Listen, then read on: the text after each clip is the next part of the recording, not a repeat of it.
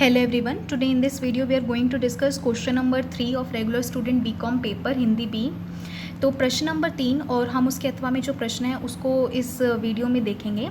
तो नाखून क्यों बढ़ते हैं निबंध का प्रतिपाद्य लिखिए। प्रतिपाद्य का मतलब मैंने आपको पिछली वीडियो में भी बताया था।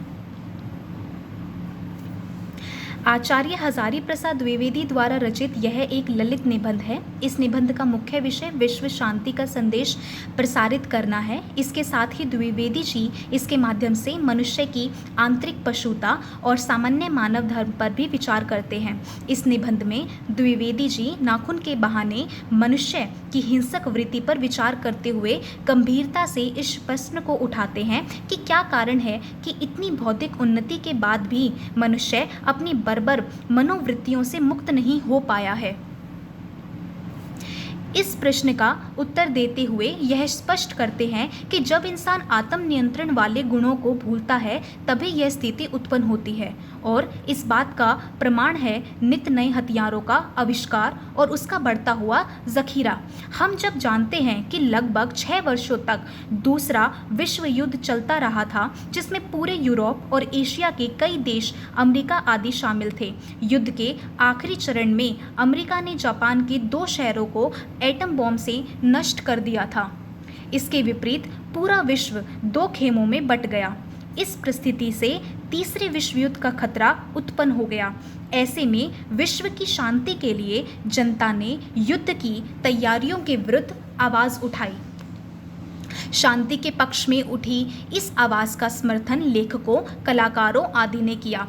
इस निबंध में अपने पक्ष का समर्थन करते हुए द्विवेदी जी महात्मा गांधी के आदर्शों को प्रस्तुत करते हैं। लेखक कहते हैं, मनुष्य के अंदर मनुष्यता और पशुत्व 2 प्रवृत्तियां होती हैं। सभ्यता के विकास के साथ साथ मानव ने प्रेम, श्रद्धा, त्याग, तपस्या आदि जैसे गुणों का विकास भी किया है। प्रत्येक मनुष्य को चुनने का अवसर मिला है, मनुष्यता या पशुत्व। इस प्रकार द्विवेदी जी यह निबंध पशुता और मनुष्यता के अंतर को उजागर करते हुए विश्व शांति का संदेश दिया है। अथवा में जो प्रश्न है, वैष्णवता और भारतवर्ष निबंध का उद्देश्य स्पष्ट कीजिए। भारतेंदु की युगीन चेतना एवं विराट सांस्कृतिक उत्थान का परिचायक है वैष्णवता और भारतवर्ष निबंध। एक तरह वैष्णव धर्म के उद्भव, आरंभ और विकास के प्रक्रिया पर प्रकाश डाला गया है। वहीं दूसरी तरफ वैष्णवता की व्यापकता में आ रही प्रमुख बाधाओं का भी विवेचन विश्लेषण है। वे प्राचीन वैष्णव धर्म की नवीनता पर समय समाज के आलोक में गहन गंभीर विचार विमर्श प्रस्तुत करते हैं। उनका उद्देश्य आरंभ से अंत तक पारदर्शी है। पहली पंक्ति में ही इस बात को रेखांकित करते हैं कि वैष्णवता भारतवर्ष का प्राचीन धर्म है, फिर इसे दर्जनों तर्कों से सिद्ध करते हैं। वे अतीत की नवीन व्याख्या चाहते हैं। यही कारण है कि सदियों से प्रचलित चली आ रही कृष्णचंद्र की केली कथा तथा रास को वो ज्ञान, वैराग्य एवं भक्ति बोधक अर्थ करने के पक्ष में है। अलग अलग कर्मकांड, जाति पाति, छुआछूत उपाधियों का वे विरोध करते हैं, क्योंकि इससे समाज खंडित होता है।